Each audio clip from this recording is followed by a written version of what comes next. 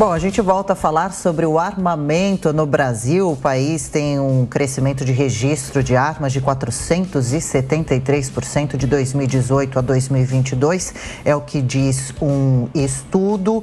E o presidente Jair Bolsonaro promete aumentar as licenças se reeleito. Roberto Mota, a gente volta a trazer essa discussão bastante polêmica aqui no Jornal da Manhã. A pessoa que tem intenção de ter uma arma no país precisa começar por onde? Quais seriam os cuidados? Quais são as condições? Por enquanto, essas licenças estão sendo concedidas principalmente para quem?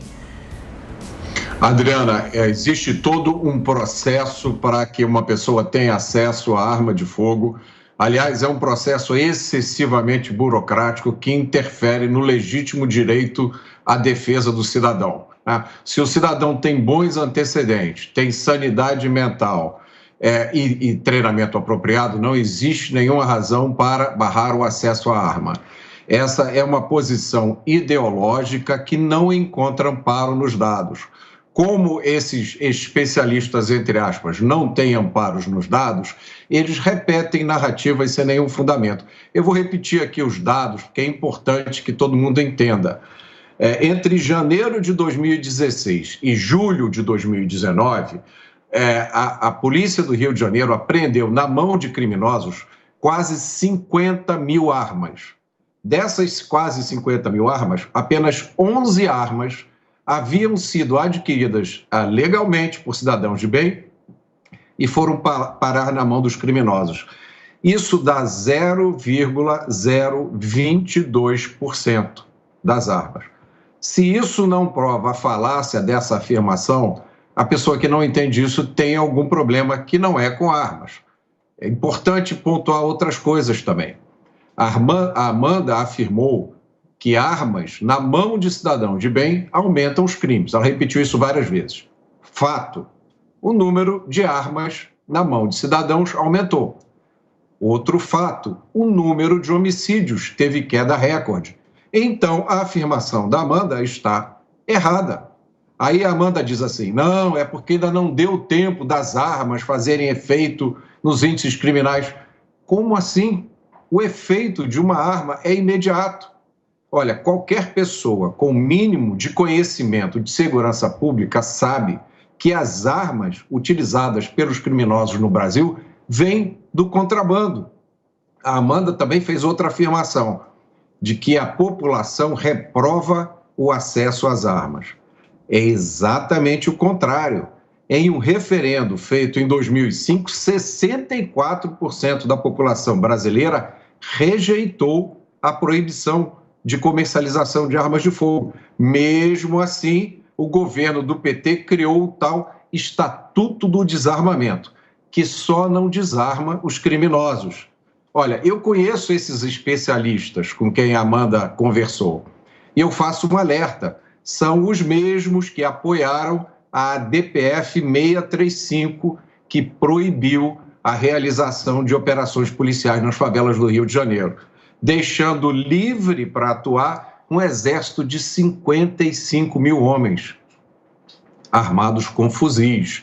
Então fica a sugestão, ou esses especialistas sobem os morros do Rio de Janeiro para desarmar esses homens, ou param com essa hipocrisia de impedir o cidadão de se defender. Olha, Mota, sinceramente, acho que você está comparando alhos com bugalhos. O fato de você ter um aumento das armas nas mãos dos criminosos não faz com que seja mais aconselhável você armar a população civil, a quem você chama de cidadão do bem, com mais armas ainda. Parte dessas armas é desviada, sim, para o crime organizado, como provam vários estudos, inclusive do Tribunal de Justiça de São Paulo, de laboratórios de crime. Tudo isso acontece. Mas o fato é que você armar a população civil não é um modo aconselhável de você fazer uma política de segurança pública. E também ninguém é falso que isso seja uma forma do cidadão se proteger legitimamente, que seja uma forma de legítima defesa. Basta ver os números altos de latrocínios quando policiais são surpreendidos por criminosos, e assim que os criminosos assaltam um policial à paisana, por exemplo, se dão conta de que aquele policial, de que aquela pessoa é um policial, de que aquela pessoa está armada, normalmente essa pessoa é morta. Então, esse fator surpresa conta muito. Não é verossímil você achar que uma população mais armada vai conseguir se defender melhor. Há inúmeros estudos, principalmente nos Estados Unidos, não sou eu que estou dizendo, são números científicos que mostram que estados com leis mais flexíveis de armamento são estados em que há mais mortes violentas. E essas mortes acontecem dentro de casa também, por exemplo. É muito plausível supor que isso pode aumentar o número de feminicídios, que isso aumenta o número de acidentes domésticos, de brigas entre vizinhos. Num país violento como o Brasil, em que pese o fato de você ter tido uma redução de 7% das mortes violentas do ano passado, o Brasil ainda continua como o 8º país mais violento do mundo. São 47 mil mortes por ano. Quer dizer, é um número altíssimo, absurdo. E aqui a gente conta com histórico de violência, por exemplo, de brigas no trânsito, de brigas de torcida.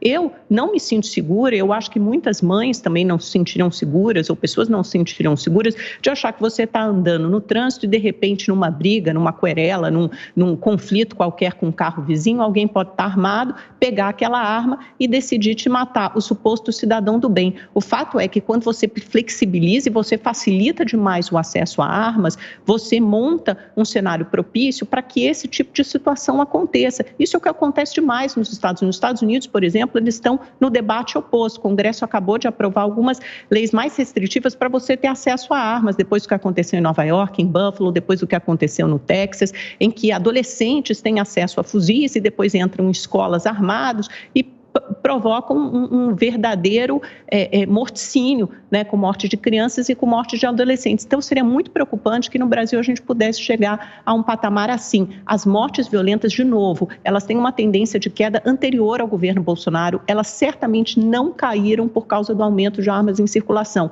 De novo, se isso fosse verdade, haveria uma correlação de aumento de armas em determinados estados e queda de mortes violentas. Por exemplo, aqui em São Paulo, que você tem um índice abaixo de 8 mortes por 100 mil habitantes, que já é um índice considerado seguro pela Organização Mundial de Saúde, você tem uma tendência de queda muito anterior ao aumento de armas em circulação. Isso tem muito mais a ver com políticas de segurança, políticas públicas de segurança, com investimento do Estado em bom policiamento, em armamento do policial, em cultura do bom policial e também em políticas sociais. São uma série de políticas, múltiplas políticas que têm a ver com isso e certamente não passa por armar a população. Há inúmeros estudos, um deles do Daniel Cirqueiro, do IPEA, estou citando aqui de cabeça, que mostra que cada 1% de aumento de armas em circulação provoca 2% a mais de homicídios. Quer dizer, é uma instituição ligada ao Ministério da Economia, ligada ao governo federal. E existem inúmeros estudos aqui nos Estados Unidos e em todo o mundo que apontam para essa correlação de aumento de armas em circulação e aumento dos assassinatos. Eu entendo que as armas, por exemplo, em regiões ermas, do setor rural, da região rural, em que a polícia não pode chegar com presteza, são necessárias. Eu entendo que em alguns casos essa posse de armas seja necessária sim. Eu só tenho muito medo de você armar a população num país em que já há histórico de violência, que passa por violência em inúmeros aspectos, desde a briga de trânsito até a briga entre vizinhos, até a briga dentro de casa, até o feminicídio e assim por diante. Amanda, o Brasil não é um país violento. O Brasil é um país assolado por uma crise de um país que tem 47 mil mortes por ano não é um país violento. Você pode deixar eu falar? É um país extremamente violento. Eu deixei você falar. Você pode deixar eu falar, por favor? O Brasil não é um país violento. O Brasil é um país perigoso, assolado por uma crise de criminalidade. A razão pela qual nós vivemos vidas perigosas se chama impunidade. Os criminosos no Brasil não têm punição. Essa é a razão das vidas perigosas que nós vivemos. Você fez uma afirmação e você está sustentando essa afirmação de que mais armas significam mais crimes e mais mortes. Essa sua afirmação está em conflito com a realidade, porque o número de armas aumentou e o número de mortes diminuiu. Aí você procura outros argumentos para justificar a queda no número de mortes. Mas a sua afirmação não é verdadeira, porque se o aumento de número de armas resultasse em mais mortes, o número de homicídios não teria caído. É simples assim, uma questão de lógica. Você fica mencionando pesquisas, estudos, cadê os números? Eu trouxe números aqui. De 50 mil armas apreendidas nas mãos dos bandidos, apenas 11 tinham origem legal. Como é que você pode continuar insistindo que as armas legais na mão de cidadãos vão gerar crimes. Como é que você pode insistir nisso? A sua narrativa não bate com a realidade, mano. Mota, desculpa, não é minha narrativa. A minha narrativa é ancorada em fatos, em informações, em estudos que são feitos aqui no Brasil e nos Estados Unidos. De novo, eu vou repetir que o mesmo Anuário de Segurança Pública, que mostrou que houve uma redução de 7% das mortes violentas, indica os motivos para isso. Talvez você queira ignorar os motivos, não são narrativas, são estudos de pessoas que se concentram e se debruçam em números de segurança pública o ano inteiro. Quer dizer, o dever, a especialidade delas é em fazer isso. Quando elas trouxeram esse laudo dizendo que houve uma redução de 7%, elas também elencaram os motivos. Eu já elenquei aqui na minha participação anterior, mas posso repetir. Um deles, por exemplo, é o arrefecimento do conflito entre organizações criminosas, como Comando Vermelho e PCC. Por outro lado, houve um aumento importante das mortes das regiões mais violentas agora do país, concentrados, infelizmente, na região norte, que fica ali na região do Amazonas. Por quê? Porque você tem uma sobreposição de conflitos devido a questões fundiárias, a garimpo, a mineração ilegal. Então, esse tipo de conflito que esse governo também dá guarida e também ampara e estimula, é o que tem feito com que a região do norte do país tenha ficado mais violenta. Não há nenhuma correlação possível entre diminuição de mortes violentas e aumento de segurança. E eu já disse aqui, se isso fosse verdade, bastaria você pegar os estados em que houve um aumento maior de armas, de circulação de armas e estabelecer uma correlação com a queda de mortes violentas. O estudo, o Anuário de Segurança Pública mostra que isso não é verdade, não acontece. É óbvio que quando você aumenta a circulação de armas, então você está dizendo que essas pessoas têm se defendido e têm matado bandidos, ou é que elas têm se protegido, ou que os bandidos têm atacado menos as pessoas porque têm medo delas serem armadas, mas aí é só você olhar para o aumento de casos, por exemplo, aqui em São Paulo, de roubos, de furtos. Isso continua acontecendo. Se os bandidos estivessem tão temerosos de que a população dita de bem ou a população civil estivesse armada, eles não chegariam roubando, furtando ou entrando em casas. Isso também seria verdade. Então, a única coisa que eu estou dizendo é que política de segurança pública não pode passar pelo armamento da população civil.